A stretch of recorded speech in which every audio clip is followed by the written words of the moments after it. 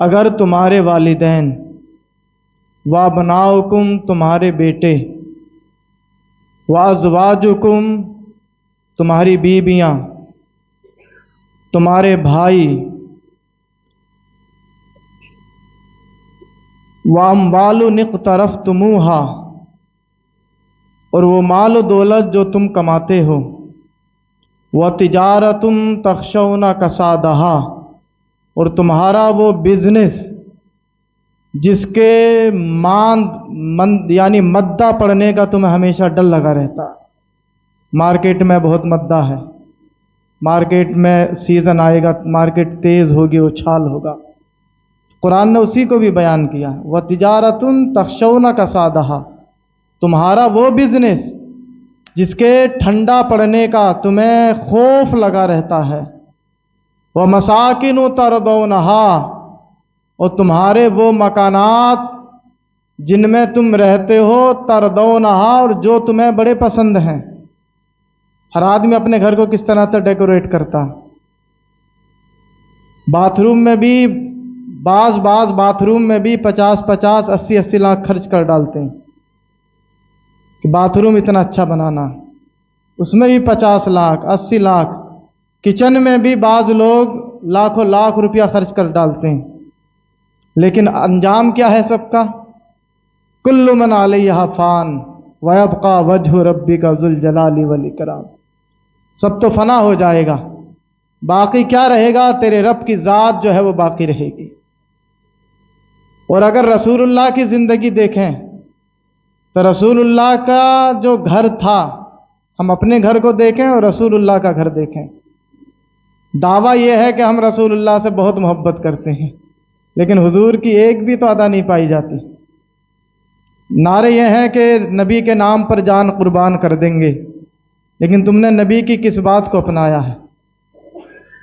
اللہ کے رسول کا گھر ایسا نہیں کہ صاحب مکرانہ سے پتھر منگایا گیا ہو، راجستھان سے پتھر منگایا گیا ہو، قیصر و کسریٰ کے جو محل تھے عالیشان، وہاں سے عالیشان پتھر صحابہ اٹھا کر لائے ہوں اور رسول اللہ کا محل تیار کیا گیا ہو۔ رسول اللہ کا جو گھر بنا ہے وہی مدینے کی کھجوروں کے درختوں کو کاٹ کر پلر بنائے گئے، اور وہی چھت کیا تھی؟ کھجوروں کی چھال، اس کی چھت۔ اور حضرت عدی بن حاتم یہ صحابی رسول ہیں، ان کے والد تھے حاتم طائی، نام سنا ہوگا، بڑے سخی تھے، سخاوت میں ان کا ڈنکا بجتا تھا، اب دونوں ہاتھوں سے لٹاتے تھے۔ اور حاتم طائی کی بیٹی جب حضور کی بارگاہ میں آئی قید ہو کر، جب مسلمانوں نے جنگ کی تو حاتم طائی کی بیٹی رسول اللہ کی بارگاہ میں آئی، صحابہ قید کر کے لے آئے، پوچھا تمہارا باپ کون ہے؟ کہا حاتم طائی۔ تو حاتم طائی تو سخاوت میں بڑا مشہور تھا، ننگے سر آئی، رسول اللہ نے اپنے کاندھے کی چادر اس کے سر پر اڑا دی۔ یہ رسول اللہ کی سیرت ہے۔ اور کہا کہ تیرا باپ بہت سخی تھا، تو اب مسلمانوں کے پاس، تو پیغمبر اعظم کے پاس آ گئی ہے، بتا کیا چاہتی ہے؟ تو عرض کیا کہ آپ بھی تو بڑے رؤوف و رحیم ہو، بڑے کرم فرمانے والے ہو، میں چاہتی ہوں کہ مجھے واپس بھیج دو۔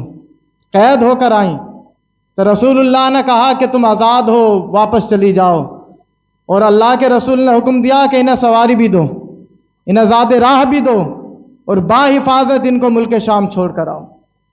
اور جب آئیں ادھر حضرت عدی جو حاتم طائی کے بیٹے انتظار میں تھے کہ بہن قید ہو کر چلی گئی، آج جو مسلمانوں کا آتنکوادی بتاتی ہے میڈیا، آج لوگ جو مسلمانوں سے ڈرتے ہیں، مسلمان میاں بھائی، خوف ہے ایک، اور آتنکوادی پتہ نہیں کیا کیا کہ یہ تو جانور ہوتے ہیں، اس طرح کے جملے مسلمانوں کے بارے میں۔ تو حضرت عدی بن حاتم کا بھی نظریہ یہی تھا کہ بہن مسلمانوں کے قبضے میں چلی گئی ہے، پتہ نہیں کیا حال ہوگا، کیا اس کے ساتھ سلوک کریں گے یہ مسلمان۔ لیکن جب واپس آئی ہے تو پریشان حیران، کہتی ہے، اب کہتے ہیں اپنی بہن سے کیا ہوا، تو کیسے واپس آ گئی، تو مسلمانوں کے قبضے میں چلی گئی تھی۔ تو حضرت عدی بن حاتم سے ان کی بہن نے کہا کہ تو جانتا نہیں ہے کہ میں کس کی بارگاہ میں چلی گئی تھی، تو جا تو صحیح، ایک بار مل کر تو آ مسلمانوں کے پیغمبر سے، مل تو صحیح ایک بار جا کے محمد عربی سے، تو بھی بدل جائے گا، تیری زندگی بھی بدل جائے گی۔ اور تو یہ سمجھ رہا کہ میرے ساتھ ناروا سلوک کیا ہوگا مسلمانوں نے؟ ارے محمد عربی کی شان تو یہ ہے کہ میں تو ننگے سر گئی تھی، انہوں نے اپنی مزمل والی چادر میرے سر پر اڑا دی ہے، خالی ہاتھ گئی تھی، لیکن واپس جب بھیجا ہے میں ساز و سامان کے بھیجا ہے، میں سواری کے بھیجا ہے، تو بھی ایک بار مل تو صحیح، تو بھی ایک بار ان کے والضحیٰ والے چہرے کو دیکھ تو صحیح، تو چہرہ دیکھے گا تیرے دل میں انقلاب پیدا ہو جائے گا۔ جب یہ جملے سنے بہن کے تو ارادہ کر لیا کہ ایک بار تو ضرور محمد عربی سے ملنا ہے۔ آئے اور جب رسول اللہ کو دیکھا تو مسلمان ہو گئے۔ اب رسول اللہ کا بھی انداز دیکھیں، جب مسلمان ہوئے حضرت عدی بن حاتم تو اللہ کے رسول نے ان کا ہاتھ پکڑا اور مسجد نبوی سے اپنے گھر لے کر آئے، اور جب گھر لے کر آئے تو حضرت عدی بن حاتم کا نظریہ یہ تھا کہ رسول اللہ کا گھر تو عالی شان ہوگا، لیکن جب دیکھا حیران رہ گئے، وہی کھجور کی چھال ہے چھت پہ، وہی کیا ہے مٹی کا گھر بنا ہوا ہے، ہاتھ لگاؤ تو دیوار ٹچ کر جائے، چھت ٹچ کر جائے۔ جب اندر داخل ہوئے حضرت عدی بن حاتم تو رسول اللہ کے گھر میں صرف ایک گدا تھا۔ خود حضرت عدی بن حاتم کہتے ہیں ایک ہی گدا اللہ کے گھر میں، دوسرا گدا بھی نہیں، اور ہمارے گھروں میں کتنے گدے؟ حضرت عدی بن حاتم کہتے ہیں ایک ہی گدا، اور کہتے ہیں کہ رسول اللہ نے اس گدے کو میرے لیے بچھا دیا، خود زمین پر بیٹھ گئے۔ مہمان نوازی ہو تو ایسی ہو، خود زمین پر بیٹھ گئے۔ حضرت عدی بن حاتم نے کہا یا رسول اللہ آپ زمین پر، میں آپ کے گدے پر، ایسا ممکن نہیں۔ کہتے ہیں رسول اللہ نے میرا ہاتھ پکڑ کر اپنے گدے پر بٹھا دیا اور خود زمین پر بیٹھ گئے۔ کہتے ہیں جب میں گدے پر بیٹھا رسول اللہ کے تو میں نے دیکھا کہ اس کے اندر کوئی روئی بھروی نہیں تھی، اس کے اندر کھجور کی چھال تھی۔ آپ اندازہ لگائیں کہ کھجور کی چھال اور رسول اللہ کا نرم و نازک بدن، جس بدن کے بارے میں حضرت انس بن مالک کہتے ہیں کہ رسول اللہ کا ہاتھ جو میں نے چھوا ہے، حضرت انس بن مالک کہتے ہیں میں نے اتنا نرم و نازک نہ ریشم چھوا نہ روئی چھوئی، کائنات کی کوئی شے ہی نہیں جو رسول اللہ کے ہاتھ سے زیادہ نرم ہو۔ یہ رسول اللہ کا نرم بدن۔ اور حضرت عدی بن حاتم کہتے ہیں کہ رسول اللہ کے گدے کے اندر کھجور کی چھال بھری ہوئی، اور ایک ہی گدا اس پر بھی مجھے بٹھا دیا۔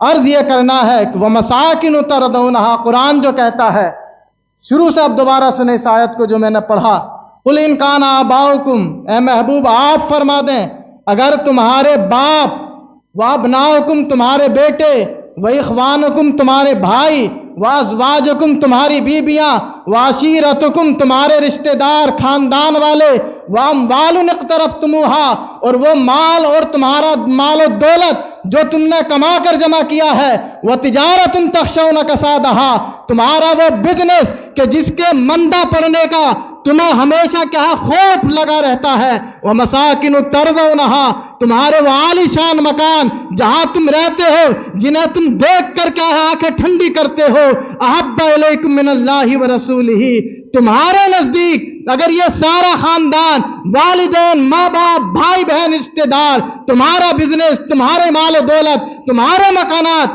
اگر یہ اللہ اس کے رسول سے زیادہ عزیز ہے تو سن لو، فتربصوا انتظار کرو، ایک دن آئے گا اللہ کا عذاب اور تم سب کو اڑا کر لے جائے گا۔ فتربصوا حتی یاتی اللہ بامری انتظار کرو، ویٹ کرو یہاں تک کہ اللہ کا حکم آ جائے۔ تو اللہ کا حکم کیا آئے گا؟ قیامت قائم ہو جائے گی، اور جب قیامت قائم ہوگی حشر برپا ہوگا، حساب و کتاب ہوگا۔ قرآن کریم کے اندر ایک لفظ آیا حسابا یسیرا، کہ جب ساری دنیا فنا ہو جائے گی اور جب حساب و کتاب ہوگا تو قرآن کی آیت کہتی ہے حسابا یسیرا، اللہ بڑا ہلکا حساب لے گا۔ اور حضرت عائشہ صدیقہ اللہ کے رسول سے عرض کرتی ہیں کہ یا رسول اللہ قرآن تو یہ کہتا ہے کہ ہم بڑا آسان حساب لیں گے، بڑا ہلکا حساب لیں گے، بڑا آسان حساب لیں گے، قرآن تو یہ کہتا ہے۔ تو حضرت عائشہ سے رسول اللہ فرماتے ہیں اے عائشہ سنو، یہ جو ہے حساب یسیرہ، اللہ اپنے بندوں سے بڑا آسان حساب لے گا۔ اس کی مثال ایسے ہی ہے کہ جیسے نکلو نکلو نکلو جنت میں جاؤ جنت میں جاؤ، اور جسے پکڑ لیا اس کے لیے آسان حساب نہیں ہے۔ جس کے لیے یہ ہے کہ چل تو بھی جا تو بھی جا، تو بھی رسول اللہ سے محبت کرتا، تو بھی میرے نبی کا دیوانہ ہے، جا جا جا، جن کے دلوں میں عشق رسالت عشق رسول جل رہا ہوگا، جگمگا رہا ہوگا، سب کے لیے ہوگا نکل جا نکل جا نکل جا۔ اور جس کو پکڑ لیا اللہ نے تو پھر یہ ہے کہ جس کا نام اعمال کھل گیا اب اس کے لیے آسان حساب نہیں ہے۔ پھر تو قرآن یہ کہتا ہے کہ جس کو ہم پکڑ لیتے ہیں ان بطش ربک لشدید، تیرے رب کی پکڑ بڑی سخت ہے۔ جب جس کا بھی نام اعمال اگر کھل گیا تو پھر آپ انجام دیکھیں کہ جب رب تبارک و تعالی حساب لینے پر آئے تو جیسے میں بیان کرتا ہوں کہ حضرت عمر کو اللہ نے جب حساب لیا حضرت عمر کا تو ایک رسی کا اللہ نے 1 سال تک سوال کیا۔ اور حضرت عبداللہ ابن عمر جو حضرت عمر کے صاحبزادے ہیں ان کی بڑی تمنا تھی کہ میرے والد میرے خواب میں آئیں، بتائیں تو صحیح مننے کے بعد کیا ہوا۔ تو 1 سال بعد حضرت عبداللہ ابن عمر کے خواب میں آئے حضرت عمر فاروق اعظم۔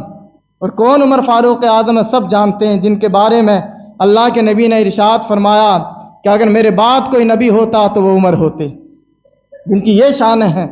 تو حضرت عبداللہ ابن عمر کے خواب میں باقاعدہ 1 سال کے بعد حضرت عمر آئے تو حضرت عمر سے یعنی اپنے والد سے حضرت عبداللہ ابن عمر نے پوچھا کہ ایک مدت سے میں آپ کا انتظار کر رہا ہوں، خواب میں آئے بتائیں تو صحیح کیا معاملہ ہوا۔ تو حضرت عمر فاروق اعظم کہتے ہیں کہ اے بیٹا عبداللہ سن، ابھی حساب سے فارغ ہو کر آ رہا ہوں، اللہ نے سارا حساب میں نے دے دیا، کیونکہ خلیفہ جو اللہ نے بنایا عمر کو اور آدھی سے زائد دنیا پر حکمرانی عمر کو عطا فرمائی۔ اب بتاؤ جب حکمراں ہو تو بکری کا بھی حساب ہوتا کہ بتا تیری سلطنت میں بکری کس طرح سے زندگی گزارتی تھی، کہیں بکری تو بھوکی نہیں مر گئی، کہیں کتا تو بھوکا نہیں مر گیا۔ یہ جو آج حاکم بنے بیٹھے وہ سمجھتے ہیں کہ حکمرانی بڑی آسان ہے، یوں سمجھ لو کائنات کی ہر شے کی ذمہ داری جو ہے حاکم پر آ جاتی ہے، کہیں کتا تو بھوکا نہیں مر گیا، بکری تو بھوکی نہیں مر گئی۔ کہتے ہیں حضرت عمر فاروق اعظم سارا حساب و کتاب تو میں نے دے دیا، کیونکہ عمر فاروق اعظم کے دور حکومت میں بکری بھی پیاسی نہیں مری تھی، یادل تھا ان کا، بکریاں بھی پیاسی نہیں مری، سارا حساب و کتاب دے دیا۔ لیکن کہتے ہیں بیٹا سنو، لیکن اللہ نے مجھے پکڑ لیا ایک بات پہ کہ مال غنیمت ایک جگہ سے جب مدینہ آیا تو ٹرانسفر ہوتے ہوئے مال غنیمت ایک جانور کی رسی گم ہو گئی، چرائی نہیں کسی نے، گم ہو گئی کہیں۔ اللہ نے پوچھا عمر پہلے اس رسی کا حساب دو، وہ گئی کہاں مال غنیمت میں؟ کہتے 1 سال لگ گیا اس کو جواب دینے میں، ابھی فارغ ہو کر آیا ہوں۔ تو جب اللہ تبارک و تعالی جب حساب و کتاب جس سے لے تو اس کے لیے آسان نہیں ہے، لیکن جس کے لیے اشارہ ہو جائے، رسول اللہ کا اشارہ ہو جائے تو اس کے لیے بھی آسانی ہے۔ اسی کو اعلیٰ حضرت نے کہا ایک میں کیا میرے عصیاء کی حقیقت کتنی، مجھ سے 100 لاکھ کو کافی ہے اشارہ تیرا۔ 100 لاکھ کیا 1 کروڑ رسول اللہ کے ایک اشارے سے جنت میں چلے جائیں گے، لیکن شرط کیا ہے کہ رسول اللہ سے محبت کرنی ہے، دنیا چھوڑ کر جانی ہے۔ قرآن نے یہی درس دیا ہے کہ یہ تمہارے بھائی ہیں، والد ہیں، رشتہ دار ہیں، تمہاری مال دولت، تمہارا بزنس، تمہارے مکانات، کہیں ایسا تو نہیں کہ اللہ اس کے رسول سے زیادہ محبوب ہیں؟ کہیں ایسا تو نہیں کہ تم نے کیا ہے اپنے باتھ روم میں لاکھوں روپے خرچ کر دیے، پڑوسی بیماری سے مر گیا؟ کہیں ایسا تو نہیں کچن میں تم نے اپنے لاکھوں روپے لگا دیے، ڈیکوریٹ کر دیا، لیکن تمہارا کوئی پڑوسی جو ہے تڑپ تڑپ کر علاج نہ کرا سکا، مر گیا؟ یہ اسلام نہیں ہے۔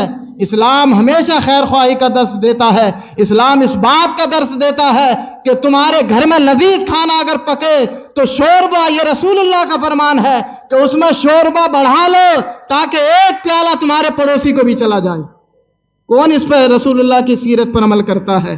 یہاں تو سب یہ ہے جو ہے میرا ہے، جو ہے میرا ہے، سارا میں ہی کھا لوں، پڑوسی کو کیا ہے خوشبو تک بھی نہ جائے ہمارے ہانڈی کے، ہمارے گھر میں پک کیا رہا ہے۔ یہ ہم مسلمانوں کا حال ہے۔ ہر آدمی یہاں جو بنام مسلمان ہے وہ تو جانتا ہی نہیں کہ رسول اللہ سے محبت کیا چیز ہوتی ہے، اللہ سے محبت کیا چیز ہوتی ہے، اللہ سے کیسی محبت کرنی چاہیے، کہ رسول اللہ سے کس درجے کی ہمیں محبت کرنی چاہیے۔ کون ہے جو کھڑا ہو کر بتا دے کہ ہاں اللہ اس کے رسول سے ایسی محبت کرنی چاہیے؟ یہاں تو دیکھو حال یہ مسلمانوں کا، ایک بالشت کی داڑھی ہے لیکن دھوکہ دے رہا ہے۔ پیسہ ہو جیسا ہو، پیسہ ہو جہاں سے آئے، نہ حرام کی تمیز نہ حلال کی تمیز، لیکن یاد رکھ کے حرام کا پیسہ ایک جھٹکے میں اللہ چھین لیتا۔ کوئی یہ نہ سمجھے کہ اگر میں حرام کما رہا ہوں، کتنے لوگ سود کا کام کرتے ہیں مسلمانوں میں، کتنے مسلمان ایسے ہیں جو شراب کا کاروبار کرتے ہیں، شرابیں پیتے ہیں، داڑیاں ہیں چہروں پر، شرابیں پی رہے ہیں اور حرام حلال لوگوں کو دھوکہ دے رہے ہیں، غریبوں کو دھوکہ دے کے کیا ان کے پیسے جمع کر رہے ہیں۔ یہ مسلمانوں کے اندر ہو رہا، لیکن یاد رکھیں اگر اللہ ڈھیل دے رہا ہے تو اس کا یہ مطلب نہیں ہے کہ تم کیا ہے تمہارے لیے جائز ہے۔ ہوتا کیا کہ حرام کما رہا ہے، ارے کچھ نہیں ہوتا، حرام کما رہا ہے، ارے کچھ نہیں ہوتا، کیا ہوتا؟ کچھ نہیں ہوتا۔ یہ جو وسوسہ ہے کہ اللہ نے اس کے دل کو اتنا کالا کر دیا ہے کہ اسے احساس تک نہیں ہوتا کہ میں حرام کما رہا ہوں یا حلال کما رہا ہوں، یہ ہمارا حال ہے۔ لیکن اللہ تبارک و تعالی جب پکڑ کرتا ہے نا تو ایسی بیماری میں مبتلا کر دیتا ہے کہ سارا نکل جاتا۔ یہ جو حرام کی کمائی سے تمہارے بزنس کھڑے ہو گئے ہیں، یقین جانیں یہ صرف دنیا تک محدود ہیں، لیکن جب قبر میں جاؤ گے، پہلی رات گزارو گے، ساری دنیا کی کمائی تمہیں قبر میں یاد آ جائے گی کہ کیا کما کر آیا میں نے اپنے بچوں کو کیا کھلایا، کیا پڑھایا میں نے اپنے بچوں کو۔ اس لیے قرآن نے یہ بات کہی کہ کائنات کی ہر شے سے جو محبوب ہے وہ تمہارے رسول کی ذات ہے۔ تمہیں اپنے نبی سے محبت کرنی ہے، اور جب رسول اللہ سے محبت ہوگی تو تم سود کا کاروبار نہیں کرو گے۔ جس دن رسول اللہ سے سچی محبت ہو گئی اور تمہیں احساس ہو گیا اس بات کا کہ گناہگار میں ہوں اگرچہ، لیکن حشر کے میدان میں جہاں سارے گناہگار کھڑے ہوں گے، ساری امت رسول اللہ کی گناہوں کے پسینے میں ڈوبی ہوگی، رسول اللہ آئیں گے اور اللہ تبارک و تعالیٰ کی بارگاہ میں عرش اعظم کے نیچے تاجدار مدینہ اپنے سر کا امامہ کھول کر رکھ دیں گے۔ کس لیے کھولیں گے؟ رسول اللہ، عزت ہوتی ہے یہ امامہ، رسول اللہ اپنے سر کا امامہ اتار دیں گے اللہ کے سامنے اور اپنی زلفوں کو لہرا کر سجدے میں جا کر کیا کہیں گے؟ اللہ یہ گناہگار امت ہے تو میری جیسی بھی ہے، اس کو بخش دے۔ ہاں اے خاک افتادو، بس ان کے آنے کی دیر ہے، خود وہ سجدے میں گر کے تم کو اٹھاتے جائیں گے۔ یہ تو اعلیٰ حضرت نے کہا ہے، خاک افتادو بس ان کے آنے کی دیر ہے، خود وہ سجدے میں گر کے تم کو اٹھاتے جائیں گے۔ تو یہ رسول اللہ کی محبت ہم سے کتنی ہے، گناہگار ہم ہیں لیکن رسول اللہ اپنی عزت کو اللہ کے سامنے اتار رہے ہیں، حالانکہ اللہ تبارک و تعالیٰ اپنے نبی کے بارے میں سب سے بڑا غیرت مند ہے۔ وہ کب چاہے گا کہ رسول اللہ کے ہاتھ اٹھائے اور میں خالی چھوڑ دوں؟ لیکن شرم تو ہمیں آنی چاہیے نا، گناہ ہمارے ہیں اور معافی کون مانگ رہے ہیں؟ رسول اللہ مانگ رہے ہیں۔ گناہ ہمارے ہیں، گناہ تو ہم نے کیے ہیں اور گناہگار ہم ہیں، لیکن معافی کون مانگ رہا ہے؟ تاجدار مدینہ معافی مانگ رہے ہیں۔ ساری دنیا کی ہر شے، کائنات کی ہر شے، کائنات کا ہر بندہ تو اللہ کی رضا چاہتا ہے کہ اللہ راضی ہو جائے، لیکن اللہ وہ ہے جو اپنے محبوب کی رضا چاہتا ہے۔ خدا کی رضا چاہتے ہیں دو عالم، خدا چاہتا ہے رضائے محمد۔ تو شرط یہ ہے کہ رسول اللہ سے محبت کرنی ہے، ٹوٹ کر محبت کرنی ہے۔ یقین جانیں علامہ اقبال نے جو بات کہی، علامہ اقبال کہتے ہیں اقبال تیرے عشق نے سب بل دیے نکال، مدت سے آرزو تھی کہ سیدھا کرے کوئی۔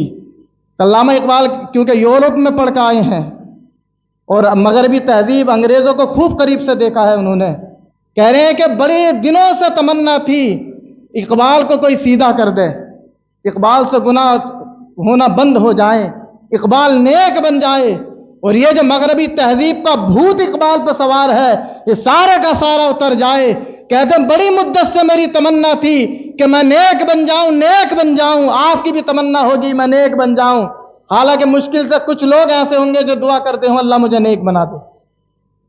مشکل سے کچھ لوگ ہوں گے کہ جو دعا بھی کرتے ہوں اللہ ہمیں نیک بنا دے، ہماری اولاد کو نیک بنا دے۔ وجہ کیا ہے کہ دعا مانگنے کا ہمارے پاس ٹائم نہیں، وقت ہی نہیں کہ ہم دعا مانگیں۔